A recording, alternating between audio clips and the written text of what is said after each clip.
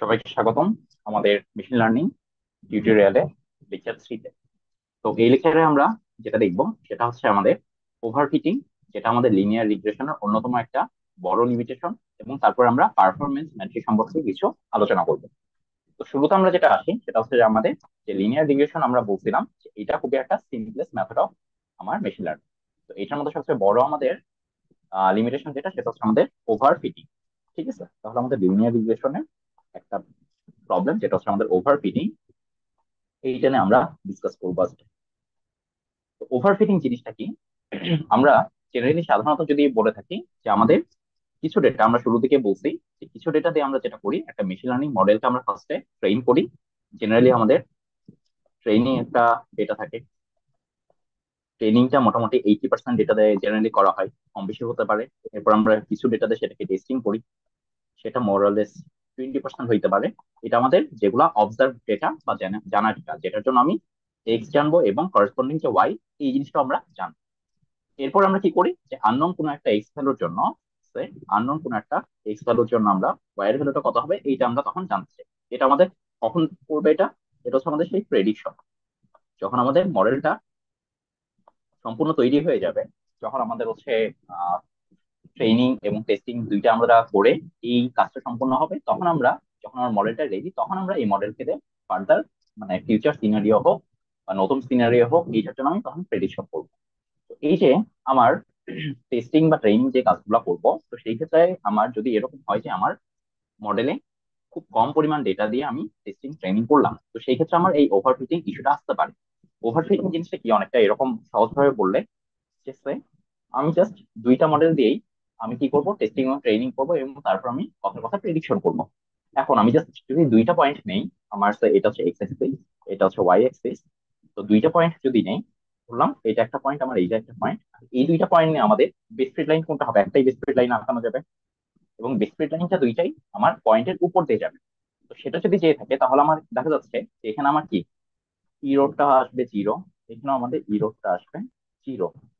তাহলে আমার যদি ফার্দার এখন টেস্টিং এর জন্য হোক বা ফার্দার নিউ, মানে আননোন কোনো ফিচার জানার জন্য হোক, যখন কোনো আমার থার্ড কোনো একটা পয়েন্ট আসবে বা তার বেশি কোনো পয়েন্ট আসবে, খুব হায়ার চান্স আছে সেই পয়েন্টটা এই বেসফিট লাইনের উপর আমার থাকবে না। আইদার সে থাকতে পারে এখানে, অথবা এখানে, বা এখানে, এরকম কিছু থাকবে। তো যখন আমার ট্রেনিং পারপাসে আমি যখন হচ্ছে বিভিন্ন ডেটা নিয়ে আমি ট্রেনিং করি, তখন যদি আমার অ্যাকচুয়ালি রেসিডুয়াল ইরোর তারা যদি জিরো হয়, তাহলে হায়ার চান্স আছে যে এই মডেলটা ওভারফিট করছে, বা জিরো আসলে আমরা ধরে নিব সেটা হচ্ছে আমাদের ওভারফিট করছে। তখন আমাদের আর যেটা আরেকটা পয়েন্ট, সেই পয়েন্টের ক্ষেত্রে আমাদের রেসিডুয়াল ইরোর, এই ইরোরের পরিমাণটা অনেক বাড়বে, অনেক বেশি হবে। বোঝা গেছে? তো এইটা আমরা মোটামুটি এদের ট্রেনিং অ্যাকিউরেসি বা টেস্টিং অ্যাকিউরেসি থেকে আমাদের মডেলটা ওভারফিট করছে কিনা বা আন্ডারফিট করছে কিনা সেটা আমরা বুঝতে পারবো। একটা মডেল যখন আমার ওভারফিট করবে, তখন আমাদের মোটামুটি একটা, জাস্ট টেন্টেটিভ একটা আইডিয়া দেওয়ার জন্য, যেটা ট্রেনিং অ্যাকিউরেসি, এই ট্রেনিং অ্যাকিউরেসি মোটামুটি এরকম আসবে। ফর এক্সাম্পল এটা হচ্ছে 91% আসলো। বাট টেস্টিং অ্যাকিউরেসি এইটা আসবে আমার মোটামুটি অনেক কম। মানে জেনারেলি যেটা হয় যে ট্রেনিং আর টেস্টিং অ্যাকিউরেসি, মানে ট্রেনিংটা একটু বেশি থাকে, টেস্টিং অ্যাকিউরেসি একটু কম থাকে, বাট এদের মধ্যে পার্থক্যটা খুব কম থাকে। বাট যদি এরকম হয় যে হ্যাঁ, একটা আসছে আমার 91 আর একটা আসছে আমার কথার কথা 60%, দেন আমি বুঝবো যে হ্যাঁ, এখানে আমার ট্রেনিংটা খুব ভালো মতো হয়েছে, কারণ ট্রেনিং এর ক্ষেত্রে আমার একদম যে পয়েন্ট আমি দিয়েছিলাম অবস্থায় সেটার উপর দিয়ে গেছে। বাট টেস্টিং এর ক্ষেত্রে দেখা গেছে যে আমি আরেকটা পয়েন্ট নিয়ে আসছি, সেই পয়েন্টটা আমার একদম লাইন থেকে অনেক বেশি আলাদা, বা ইরোরটা অনেক বেশি। তো সেই ক্ষেত্রে আমার তখন আমার এই টেস্টিং এর অ্যাকিউরেসিটা অনেক খারাপ আসবে। তো এই কেস যদি হয়, তখন আমি এটাকে বলবো যে আমার ওভারফিটিং ইস্যু, ওভারফিট। ওকে। আরেকটা আমরা ধরে নিতে পারি আন্ডারফিট, যদিও আন্ডারফিট আমাদের জেনারেলি মেশিন লার্নিং এ হয় না বা হওয়ার কোনো চান্স নাই। তো আমি আইডিয়া দেই, আন্ডারফিট কখন হবে? আন্ডারফিট তখন হবে যদি আমার টেস্টিং এবং ট্রেনিং দুইটার অ্যাকুরেসি মোটামুটি কম থাকে। ঠিক আছে, যে আমার ফিট করতেছে না, সামহাও আমি যেটাই করতেছি, টেস্টিং আমার ফিট করতেছে না লাইনটা, ট্রেনিং ও ফিট করতেছে না, তখন আমার হচ্ছে ট্রেন অ্যাকিউরেসি এটা আসলো হচ্ছে ফর এক্সাম্পল 62%, এবং টেস্টিং অ্যাকিউরেসি সেটা আসলো আমাদের মোটামুটি, আমি বললাম যে কথার কথা 58%। এখানে কিন্তু এই ভ্যালু দুইটা কিন্তু কাছাকাছি, 62 এবং 58 দুইটা কাছাকাছি, বাট দুইটাই কি অনেক বেশি কম। আমার পার্সেন্টেজ যত বাড়বে আমার তত কি মডেলের অ্যাকিউরেসি সবচেয়ে বাড়তে থাকবে। তো এখানে ওভারঅল দুইটাই কম, তো এটাকে আমরা আন্ডার ফিট হিসেবে ধরতে পারি। আচ্ছা, তাহলে এখন আমরা মোটামুটি আইডিয়াল কেস সিনারিও কোনটা ধরা যেতে পারে? আইডিয়াল কেসে জেনারেলি আমরা যেসব মডেলকে আমরা ভালো হিসেবে কনসিডার করব, সেটার ক্ষেত্রে আমাদের ট্রেনিং যেটা, এই training accuracy more or less বা কাছাকাছি যেটা হবে 90% বা 92%। আচ্ছা, আর টেস্টিং অ্যাকিউরেসি মোটামুটি আমাদের 90%। এখানেও দেখো ভ্যালু কিন্তু ওগুলো কিন্তু কাছাকাছি, এবং দুইটা ভ্যালুই মোটামুটি কি হবে অনেক বেশি, এবং এটা দুইটা খুব কাছাকাছি, বা এটা হচ্ছে 89%ও হইতে পারে, বা এটা 91%ও হইতে পারে। ঠিক আছে, এরকম আমার জিনিসগুলা ঘটবে। তো এই কেসটাকে আমরা বলবো যে আইডিয়াল মডেল কেস বা আইডিয়াল সিনারিও। তো এইসব ক্ষেত্রে একটু ভালো করে খেয়াল করলে বোঝা যায় যে এখানে আমার কি হচ্ছে, বায়াস যেটা সেটা হচ্ছে আমার লো। তাহলে আমরা বলতে পারি এটা হচ্ছে আমাদের লো বায়াস, এবং যেটা ভেরিয়েন্স সেটাও আমাদের ভেরিয়েন্সটা দুইটার মধ্যে ভেরিয়েন্সটা খুব বেশি না, তো আমরা বলতে পারি লো ভেরিয়েন্স। তাহলে লো বায়াস এবং লো ভেরিয়েন্স থাকলে সেটাকে আমরা আইডিয়াল কেস হিসাবে কনসিডার করতে পারি। আচ্ছা, এখন তাহলে আমাদের কনভেনশনাল যে আমাদের লিনিয়ার রিগ্রেশন, সেখানে আমাদের ওভারফিটিং যদি হয়ে যায়, বা কিভাবে যেন এই জিনিসটা না হয়, সেটার জন্য আমরা কি ধরনের স্টেপ নিতে পারি বা কি মেজার নিতে পারি, সেটা এবার আমরা ডিসকাস করবো। তো খেয়াল করি ধরি আমাদের মোটামুটি একটা হচ্ছে ডেটা সেট ছিল, সেখান থেকে আমরা যেটা করছি যে আমাদের সেলস আমার পয়েন্ট গুলো এরকম, সেখান থেকে আমরা একটা বেসিক আঁকাইলাম, এবং সেখানে আমার কি হইলো, এইটা হচ্ছে আমাদের একটা ওভারফিটিং একটা প্রবলেম আমার অ্যারাইজ করলো। ঠিক আছে, কারণ আমার এখানে জিরোর গুলা জিরো। ঠিক আছে, জিরোটা হচ্ছে আমার জিরো, জিরোটা হচ্ছে জিরো। আচ্ছা, জিরোটা জিরো হওয়ার অর্থ হচ্ছে আমার কি, জিরোর অর্থ হচ্ছে আমাদের কস্ট ফাংশনের ভ্যালুটা হচ্ছে আমার জিরো। কস্ট ফাংশন কি ছিল? কস্ট ফাংশন আমাদের যেটা ছিল সেটা হচ্ছে আমাদের 1/2m summation of i equal to 1 থেকে m, এবং এইচ এটা X I minus Y I এইটার স্কয়ার। তার মানে এই যে ভ্যালুটা, সেইটার ভ্যালু আসতেছে আমার জিরো। তো জিরো যদি এসে থাকে তাহলে আমরা কি বলতেছি, যে আমার কস্ট ফাংশন যখন জিরো, তাহলে আমার মডেলটা অবশ্যই অবশ্যই ওভারফিট করছে। আচ্ছা, তাহলে জিরো আসা মানে আসলে আমার ওভারফিট। তাহলে দেখা যাচ্ছে এই যে মডেলকে আমাদের সামহাও জিরো আনানো যাবে না। আমরা হ্যাঁ মানে এখানে আমার কস্ট ফাংশনের একটা কোনো একটা ভ্যালু থাকবে, যে ভ্যালুকে আমার টার্গেট থাকবে ওকে রিডিউস করা বা জিরোর কাছাকাছি আনা, বাট শুরুতেই আমাদের জিরো থাকবে না।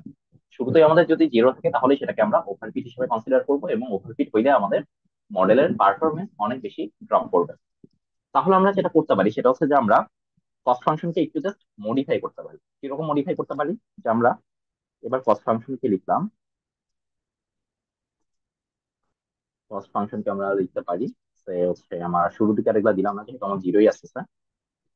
তাহলে এইচ থেকে X I minus Y I square, plus নতুন একটা টার্ম আমি ইউজ করলাম, সেটা হচ্ছে আমাদের ল্যামডা ইনটু স্লোপ। ঠিক আছে, স্লোপ স্কোয়ার। আচ্ছা, আচ্ছা, এখন তাহলে কি হইতেছে, যে আমরা বুঝতেছি যে হ্যাঁ আমাদের যেটা বেস ফিট আমরা ইনিশিয়ালি আঁকাইছিলাম, সেই বেস ফিটের ক্ষেত্রে আমার কি অবজার্ভ পয়েন্ট এবং আমাদের প্রেডিক্টেড পয়েন্ট দুইটাই কি সেম জায়গাতে পড়ছিল। এটাকে আমরা যদি মানে হিসাব করি, তাহলে কি আসবে, যে মোটামুটি আমি ধরলাম এটা হচ্ছে আমার ওয়ান, এটা হচ্ছে আমার ধরো থ্রি, তাহলে এটাও হচ্ছে কথার কথা ওয়ান, এটা হচ্ছে আমাদের কথার কথা থ্রি। তাহলে আমাদের এইটার মানে এই যে আমার বেস ফিট লাইনটা, সেটা স্লোপ কত হবে? স্লোপ হবে ওয়ান। আচ্ছা, ওয়ান যদি হয় তাহলে আমরা হিসাব করতে পারি যে হ্যাঁ এখানে আমার প্রেডিক্টেড যেটা সেটাও ওয়ান, এবং আমার যেটা হচ্ছে অবজার্ভ সেটাও ওয়ান। তাহলে ওয়ান মাইনাস ওয়ান স্কোয়ার, তারপরে প্লাস এখানে আমি দিতে পারি যে আরেকটা পয়েন্ট আমি নিচ্ছি থ্রি, তাহলে থ্রি মাইনাস থ্রি, এইটা আমার square। ঠিক আছে? তাহলে এইটা কি আমার অবশ্যই জিরোই আসবে, এবং তার সাথে আমি যেটা করতেছি, ল্যামডার একটা আমি ভ্যালু সেই আমি ধরে নিলাম ওয়ান। আচ্ছা, ল্যামডাটা কেন নিয়ে আসছি বা এটার কাজটা কি, সেটা আমরা আরেকটু পরে যে আমরা হিসাবটা করছি। ঠিক আছে, আচ্ছা, ইনটু আমার হচ্ছে ইনিশিয়াল স্টেজে আমার হচ্ছে এটা স্লোপ কত ছিল, ওয়ান ছিল।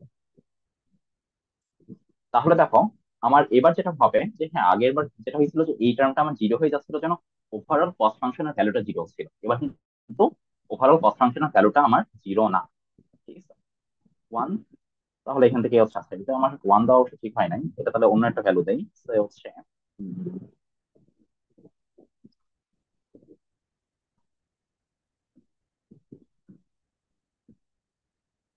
আচ্ছা যাই হোক, এখানে অবশ্য ওয়ান থাকলেও আমার সমস্যা নাই। এটা হচ্ছে ওয়ান থাকলো, তার মানে আমার ওভারঅল এখান থেকে আমার যেটা আসবে সেটা হচ্ছে ফাইনালি আমার ওয়ান আসতেছে। তাহলে এখানে আমার একদম শুরুতে এই জিনিসটা আমার জিরো আসলো না। তো জিরো যদি না আসে তাহলে আমার কি হবে, এইটা আমার যেটা হচ্ছে যে সামহাও এটার একটা ভ্যালু আসতেছে, এবং এই ভ্যালুটাকে আমরা যেটা করব, এটা আমার তখন মানে কমা, মানে ব্যাপারটা এরকম যে এই ভ্যালুটাকে আমরা তখন কমানোর ট্রাই করবো, ঠিক আছে।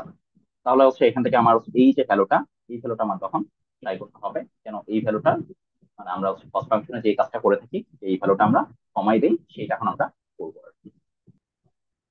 আচ্ছা, এখন তাহলে দেখো যে আমার যেটা করতে হবে যে এই যে ওয়ান যেটা ছিল, এখন এটাকে আমার রিডিউস করতে হবে। রিডিউস করার অর্থ হচ্ছে আমাকে এই বেসফিট লাইন নেওয়া যাবে না, অন্য একটা বেসফিট লাইন চুজ করতে হবে, যার আমার কি হবে ওভারঅল যে বেসফিট লাইনের জন্য আমার কস্ট ফাংশনের ভ্যালুটা কম আসে, ঠিক আছে, ওয়ান থেকে যেন কম আসে। তো আমরা চিন্তা করলাম ঠিক ঠিক আছে, নতুন তাহলে একটা আমরা হচ্ছে লাইন কনসিডার করি। যে লাইনটা মোটামুটি আমার কি হবে, স্লোপটা একটু কম। আগের কেসে আমাদের স্লোপ ছিল ওয়ান, তো হচ্ছে আমরা নতুন একটা বেসিক লাইন চিন্তা করলাম এইটা, এবং এইটার আমি ধরে নিলাম ফর এক্সাম্পল এইটার যেটা স্লোপ সেইটা হচ্ছে আমার 0.8, ঠিক আছে। তাহলে আমার এই যে নতুন যেটা বেসিক লাইন, সেইটার জন্য জন্য আমার স্লোপ যখন এরকম আসছে, তখন আমরা কি করব, আবারও এটার কস্ট ফাংশন হিসাব করব। কস্ট ফাংশন যদি হিসাব করি তাহলে ইনিশিয়ালি আমাদের কি আসছিল, যে এই যে এই টার্মটুকু যেটা, এই টার্মটুকু আগের বার আমাদের কি জিরো আসছিল, তো এবার জিরো কিছু আসবে না, স্মল কোন একটা ভ্যালু থাকবে,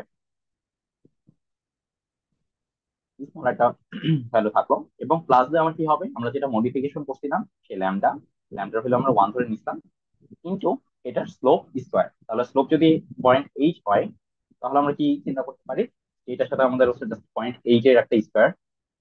তাহলে দেখো এখান থেকে আমাদের যেটা যেটা থাকবে যে মোটামুটি স্মল একটা ভ্যালু প্লাস 0.6। ওভারঅল আমি ধরে নিতে পারি যেটা হয়তো মোটামুটি 0.70 বা এইটার আশপাশে হবে। তাহলে খেয়াল করো, তার মানে এবার আমার কি হচ্ছে যে এই যে 0.7, তাহলে তাহলে এটাকে আবার রিডিউস করতে হবে, আবার একটা হচ্ছে তোমার বেসিক লাইন চুজ করতে হবে। তাহলে আমরা যেটা করলাম যে শুরুতে আমরা যখন আমার জিরো চলে আসছে সেটা নিয়ে তো আমরা কাজ করতে পারতেছিলাম না, সেই জন্য আমরা এই একটা টার্ম ইন্ট্রোডিউস করলাম, পরে আমাদের সেটা ওয়ান আসলো, সেটাকে আমরা একটু রিডিউস করার ট্রাই করলাম, আমার সেকেন্ড স্টেপে সেটা আসলে 0.7 আসলো। তাহলে আরেকটা আমার বেসিক লাইন আমরা চুজ করবো, এটা হয়তো আমার দেখতে এরকম হবে, বা হচ্ছে এই টাইপের কিছু একটা হবে, সেইটা স্লোপ আরো কম। দেন আমরা এরকম করে করে আস্তে আস্তে আমাদের যেটা হচ্ছে আমার বেসফিট লাইন, যেটা এমন একটা চুজ করবো যেটার জন্য আমাদের ওই যে লস যেটা, সেটা হচ্ছে আমাদের গ্লোবাল মিনিমাতে যেন পৌঁছাতে পারি, এবং লসটা হয় যেন আমার মিনিমাম। তাহলে এই কাজটা করলে আমাদের মোটামুটি ওভার ফিটিং যেটা প্রবলেমটা, সেইটা আমার কি হবে, রিমুভ হয়ে যাবে, ঠিক আছে। এই যে প্রসেসটা, এইটাকে আমরা বলবো যে মোটামুটি ওভার ফিটিং প্রবলেম, এবং এইটাকে আমরা এভাবে হ্যান্ডেল করবো আর কি, এটা। আচ্ছা, তো আমরা যেই প্রসেসটা নিয়ে আলোচনা করলাম, এইটার অ্যাকচুয়ালি নাম যেটা, সেটা হচ্ছে আমাদের রিচ রিগ্রেশন, যেটা আমরা ওই যে শুরু দিকে দেখছিলাম রিচ অ্যান্ড ল্যাসো রিগ্রেশন। তো এটার নাম হচ্ছে স্পেশালি হচ্ছে রিচ, ঠিক আছে, রিচ রিগ্রেশন, যেটা মডিফাইড ভার্সন অফ আমার কি লিনিয়ার রিগ্রেশন, ঠিক আছে। তো এরপর একটা আমাদের ঠিক এটার কাছাকাছি আরেকটা মেথড আছে, সেটাকে আমরা বলি ল্যাসো রিগ্রেশন,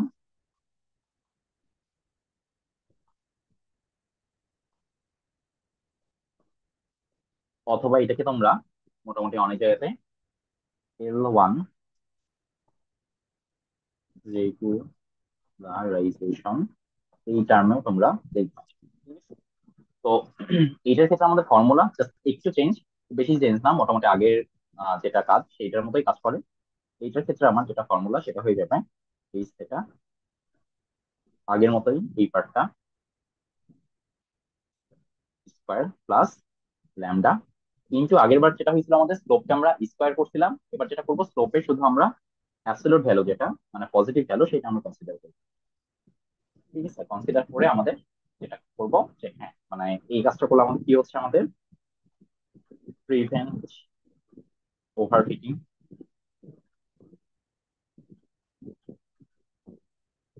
তাহলে যদি আমার হচ্ছে মোটামুটি এই ওভারফিট যেটা আছে সেটা হয়, এবং এটার সাথে আমাদের ফিচার সিলেকশনটাও এটা মোটামুটি কাজে দেয় আর কি। মানে ফিচার সিলেকশন করতে হেল্প করে আর কি। তো এইটা, তো এটা আমরা আসলে ফিচার সিলেকশনে কিভাবে হেল্প করে এটা ছোটখাটো একটা এক্সাম্পল দেওয়া যায়। যে ফর এক্সাম্পল যে আমার আহ যদি চিন্তা করি যে এটা আমাদের কোনো একটা বেসিন, আমি যদি বলি যে মেঘনা বেসিন, তো মেঘনা বেসিনে এখানে আমার ধরো হচ্ছে কোনো একটা আউটলেট পয়েন্ট আছে। বেসিন মানে কি? বেসিন মানে এখানে আমাদের পুরা এই যে কোনো একটা স্ট্রিম ফ্লো বা এখানে কানেকশন বা এখানে একটা যে আউটলেট পয়েন্ট চিন্তা করতেছি, যে এই বেসিনে আসলে আমাদের রেইনফল, টেম্পারেচার, হিউমিডিটি, ওভারঅল বিভিন্ন ইফেক্টের জন্য আমার এখানে আসলে স্ট্রিম ফ্লো কিউতে আমাদের কি পরিমাণ চেঞ্জ হবে সেটা আমরা ধরো কথার কথা হিসাব করবো।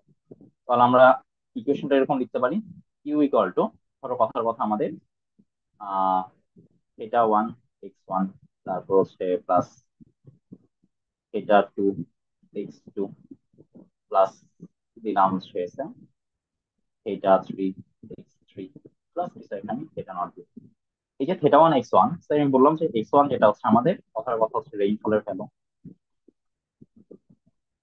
এইটা দিলাম আমি ধরো টেম্পারেচারের ভ্যালু বা টেম্পারেচার ফিচার, আর এইটা আমি দিলাম ফর এক্সাম্পল x3টা যে কথার কথা হিউমিডিটি।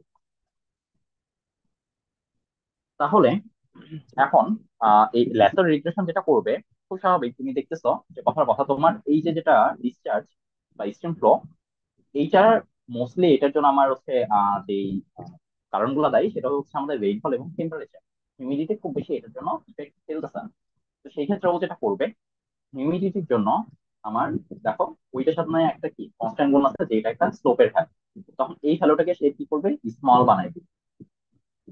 তো এটাকে যদি ছোট বানাই দেয় তাহলে অটোমেটিক এইটার ওভারঅল এইটুক প্যারামিটারের কন্ট্রিবিউশনটা লেস হয়ে যাবে,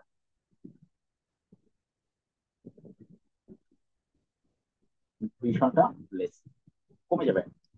যদি কমে যায় তাহলে অটোমেটিক দেখো এই জিনিসটা আমার নেগলেক্ট হয়ে যাবে। মানে আলটিমেটলি এই হিউমিডিটি যে প্যারামিটার সেটা আমার অটোমেটিক নেগলেক্ট হয়ে যাবে, neglect due to small value of এটা 3। তো তাহলে আমরা যেসব প্যারামিটার ইফেক্ট ফেলে না সেগুলোকে আমরা অটোমেটিক এখান থেকে আমরা সরাই ফেলতে পারি। তো এই যে প্রসেসটা, সেই প্রসেসটার নাম হচ্ছে আমাদের ল্যাসো রিগ্রেশন। আচ্ছা, এবার খেয়াল করো, আমরা পারফরমেন্স ম্যাট্রিক্স সম্পর্কে একটু ছোটখাটো আইডিয়া নিয়ে এই ক্লাসটা শেষ করবো। তো পারফরমেন্স ম্যাট্রিক্স আসলে কি জিনিস এইটা আমাদের একটু ফার্স্টে জানা দরকার, ঠিক আছে? তো তার আগে ধরে নাও তোমাকে একটা ধরো ডেটা সেট দেওয়া হলো, ঠিক আছে? একটা ডেটা সেট, এই ডেটা সেটের মধ্যে তোমার ধরো দুই রকম ফিচার আছে, একটা হচ্ছে আমার x1, একটা হচ্ছে আমার x2। আর ধরো কথার কথা তোমার এইটার জন্য তুমি অবজার্ভ যেটা পাচ্ছ সেইটা, এবং প্রেডিক্টেড যেটা পাচ্ছ সেটা হচ্ছে আমার এইটা। তো ধরো তোমার সামহাও কোনো একটা ভ্যালুর জন্য, x1 x2 একটা ভ্যালুর জন্য তুমি যেটা করলা যে তুমি আহ এটা কি ছিল আমাদের y, যেটা সেটা ছিল আমাদের অবজার্ভ, আর y হ্যাট যেটা সেটা হচ্ছে আমাদের প্রেডিক্টেড। তাহলে y এর যেটা ভ্যালু সেটা তুমি পাইলা ফর এক্সাম্পল 1, এবং y হ্যাটে তুমি ভ্যালু পাইলা কথার কথা 0, ঠিক আছে? এবং তুমি আরেকটা ফিচার নিলা, সেই ক্ষেত্রে তোমার দেখা গেল এটা তুমি 1 পাইছো, এটাও তুমি 1 পাইছো। কিন্তু তুমি আরেকটা ফিচার নিলা, সেই ক্ষেত্রে দেখা গেল এটা তুমি 0 পাইছো, তুমি 1 পাইছো। তারপরে তুমি ধরো এখানে 1 পাইছো, 1 পাইছো, এটাও 1 1, তারপর এটা 0 0, তারপর আবার 0 1, এরকম করে তুমি ডিফারেন্ট টাইপের একটা কম্বিনেশন পাইবে, যে তোমার অবজার্ভ ডেটা একটা জিনিস আর তোমার যেটা মডেল প্রেডিকশন, সে সামটাইমস তোমাকে ঠিক প্রেডিকশন দিচ্ছে এবং সামটাইমস কিছুটা ভুল প্রেডিকশনও দিচ্ছে। তো এই যে একটা মডেল কতটুকু সে তার অ্যাকিউরেসি কতটুকু বা সে যতগুলো প্রেডিকশন দেয় তার মধ্যে কত পার্সেন্ট আমার মানে কারেক্ট আমরা ধরে নিতে পারি বা প্রবাবিলিটি বেশি ধরে নিতে পারি, এই জিনিসগুলোকে আমরা প্রকাশ করার জন্য একটা ম্যাট্রিক্স আমরা নিয়ে আসি যেটার নাম দিচ্ছি আমরা কনফিউশন ম্যাট্রিক্স, ঠিক আছে? Confusion matrix. এই কনফিউশন ম্যাট্রিক্স এর কাজটা কি অনেকটা বা দেখতে কিরকম, জিনিসটা দেখতে অনেকটা এরকম হয়। ধরো এখানে তোমার জাস্ট একটা একটা করে আউটপুট, তো আমি দিলাম যে এই সাইডের আমার যে ভ্যালু গুলা সেটা হচ্ছে আমাদের অ্যাকচুয়াল, আর এই সাইডে যেটা আমার সেটা হচ্ছে আমার প্রেডিক্ট। ঠিক আছে। তো এটা হচ্ছে অ্যাকচুয়াল, এটা হচ্ছে প্রেডিক্টেড, এটা হচ্ছে আমার ওয়ান, এটা জিরো, এটা হচ্ছে আমার ওয়ান, এটা হচ্ছে আমার জিরো। আচ্ছা, এখন তোমার এটা এরকম হইতে পারে যে হ্যাঁ তোমার হচ্ছে ধরো ফার্স্টের বার আমার স্যার এটা হচ্ছে ধরো কি বলবো এটাকে, ধরো হচ্ছে আমার প্রথম মানে ধরো এই যে সিনারিও আমার কি করছে, অ্যাকচুয়ালি আমার যেটা হচ্ছে ওয়ান আছে সেখানে প্রেডিকশন আমাকে ওয়ান দেখাইছে। তো আমি ধরলাম এখানে আমার কথার কথা এইটা একটা আমি দাগ দিলাম। সেকেন্ড আবার এরকমও হয়েছে যে আমার অ্যাকচুয়ালি আমার হচ্ছে ধরো কথার কথা জিরো, বাট ও প্রেডিক্ট করছে আমার ওয়ান, তাই না? ধরো প্রেডিক্ট ও ওয়ান করছে, এই যে দেখো এই যে সিনারিওটা চিন্তা করো, অ্যাকচুয়ালি আমার ভ্যালুটা জিরো বাট ও প্রেডিক্ট করছে কি ওয়ান প্রেডিক্ট করছে, তাহলে আমার কোন ঘরে পড়বে? এই ঘরে পড়বে। আবার কি হয়েছে যে ধরো এরকমও হয়েছে যে হ্যাঁ আমার হচ্ছে অ্যাকচুয়াল যেটা সেইটা ওয়ান, কিন্তু প্রেডিকশন যেটা সেটা হচ্ছে আমার জিরো, তাহলে আমার প্রেডিকশন যেটা জিরো আর এই যে ফার্স্টের কেসটা, এই কেসটা নিয়ে যদি চিন্তা করি তাহলে আমার কি এই ঘরে পড়বে। এবং আরেকটা কেস এরকম হইতে পারে যে অ্যাকচুয়ালি জিরো এবং তার প্রেডিকশন জিরো, এই কেসটা হইতে পারে, সেই কেসটা হলো এখানে পড়বে। তোমার ধরো আরো অনেকগুলো ডেটা আছে, ঠিক আছে, অনেকগুলো ডেটা আছে। তুমি সেকেন্ড আরেকটা মানে কেস নিলা, মানে প্রত্যেকটা তুমি যেটা করবা প্রত্যেকটা সেট নিয়ে তুমি অ্যানালাইসিস করতেছো, করে দেখলা যে হ্যাঁ মোটামুটি তোমার হচ্ছে এই ঘরে ধর আরেকটা সংখ্যা পড়লো, মানে ও মানে অ্যাকচুয়ালি ওয়ান, সে প্রেডিক্টেড করছে প্রেডিকশনও করছে ওয়ান। তো এরকম করলে দেখলা যে ধরো হচ্ছে আরেকটা ভ্যালু আসলো, then তোমার হচ্ছে এটা তোমার অ্যাকচুয়ালি জিরো বাট মানে প্রেডিক্ট করছে সে ওয়ান, এরকম একটা আসলো, এরকম করে তোমার বিভিন্ন কম্বিনেশন আসলো। ওভারঅল সবগুলো তুমি ডেটা সেট অ্যানালাইসিস করে তুমি যেটা করলা, এই ম্যাট্রিক্সটাকে জাস্ট কয়টা সে রাইটলি প্রেডিক্ট করছে এবং কয়টা রংলি প্রেডিক্ট করছে সেটা তুমি বের করতে চাও। তাহলে দেখো আমার ওয়ান ওয়ান যেটা একদম ফার্স্ট যে হচ্ছে ঘরটা ছিল সেখানে আমার টোটাল ভ্যালু কথার কথা আসলো আমার থ্রি, এটা টু, এটা ওয়ান, এটা কথার কথা ওয়ান। ঠিক আছে। আচ্ছা, এটা যদি এসে থাকে এখান থেকে আমরা হিসাব করবো যে তার অ্যাকিউরেসি কতটুকু। তো এখন একটু খেয়াল করো যে তার অ্যাকিউরেসি যেহেতু আমরা হিসাব করতেছি, তাহলে আমরা কি করতে পারি, ডেটাগুলোকে সরাই দিই। তাহলে আমরা যেটা করতে পারি সেটা হচ্ছে আমাদের কি ম্যাট্রিক্সটা এটা ছিল, ম্যাট্রিক্সের মধ্যে আমার এই সাইডে কি ছিল অ্যাকচুয়াল, আর এই সাইডটা আমাদের ছিল প্রেডিক্ট। তাহলে এখান থেকে দেখো আমাদের যেটা হচ্ছে আমাদের আচ্ছা ওয়ান জিরো ওয়ান জিরো, যেটা আমার মডেলও ওয়ান প্রেডিক্ট করছে এবং তোমার অ্যাকচুয়ালি অবজার্ভ ভ্যালু ওয়ান, তাহলে আমরা কি এইটা নাম কি দিতে পারি, ট্রু পাস বলবো এটাকে। ঠিক আছে। এবং দেখো আমার যেখানে আমার প্রেডিকশন করছে ওয়ান বাট অ্যাকচুয়াল ভ্যালু আমার জিরো, তাহলে এটা কি ঠিক মতো প্রেডিক্ট করতে পারে নাই, তার মানে এটাকে আমরা বলবো যে ফলস। আচ্ছা, এরপরে খেয়াল করো আমার আমার actual value one but prediction হচ্ছে জিরো, এটাও কি একটা ফলস।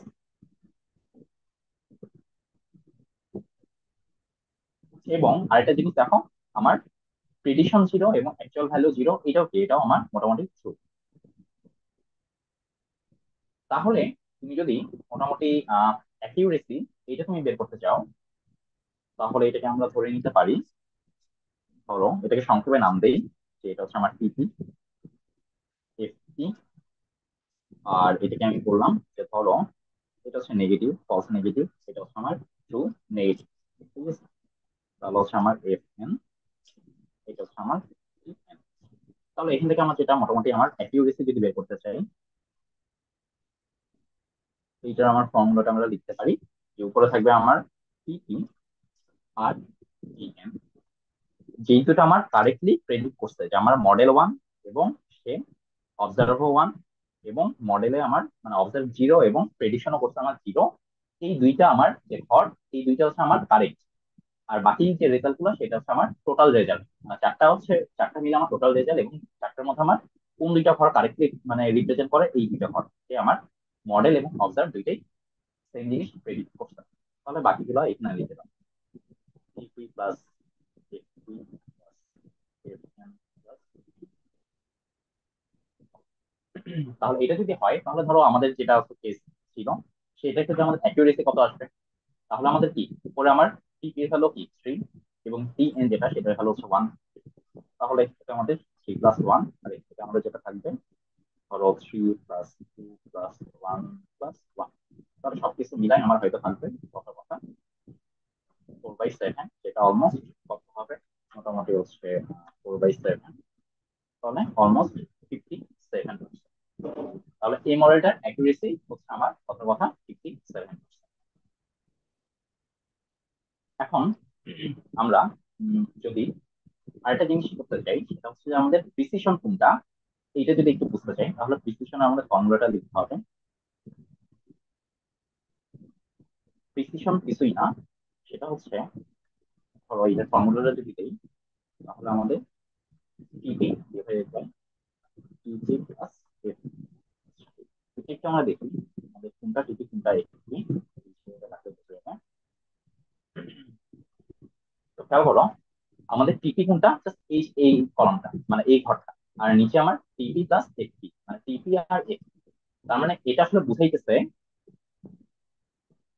এইটার মধ্যে তোমার জাস্ট এই দুইটা সেলের মধ্যে তোমার কতগুলো টিকি, মানে অ্যাকচুয়ালি এখানে তোমার যেই দুটো তুমি নিছো, যতগুলো তুমি প্রেডিকশন করছো, তো প্রেডিকশন গুলার মধ্যে তোমার কত পার্সেন্ট প্রেডিকশন আসলে ঠিক মতো কারেক্টলি অ্যান্সারটা দিছে বা ঠিক মতো প্রেডিক্ট করতে পারছে, এটাকে বলবো আমরা প্রিসিশন। আর আরেকটা আমাদের প্যারামিটার আছে যেটাকে বলবো আমরা রিকল। রিকলের ক্ষেত্রে যেটা হবে আমাদের ফর্মুলা, সেটা হচ্ছে আমাদের টিপি ডিভাইডেড বাই টিপি প্লাস এফ। ঠিক আছে, তাহলে এটা আমাদের কি বুঝাইতেছে, এই যে আমাদের টিপি টিপি প্লাস এফ, এই লাইনটা নিয়ে তারা কনসিডার করছে। তাহলে এই লাইনটার অর্থ হচ্ছে আমাদের কি, যে যতগুলো আমাদের অ্যাকচুয়াল রেজাল্ট আছে, তার মধ্যে আমার কতগুলো কারেক্টলি আমার প্রেডিক্টেড রেজাল্ট কতগুলো, সেইটা হচ্ছে আমাদের রিকল। তো এই পর্যন্তই আজকে। এইটুকু জানা থাকলে মোটামুটি আমাদের বাকি যে জিনিসগুলো পারফরমেন্স ম্যাট্রিক্স, যেটা আমরা আজকে থেকে পরে জানবো।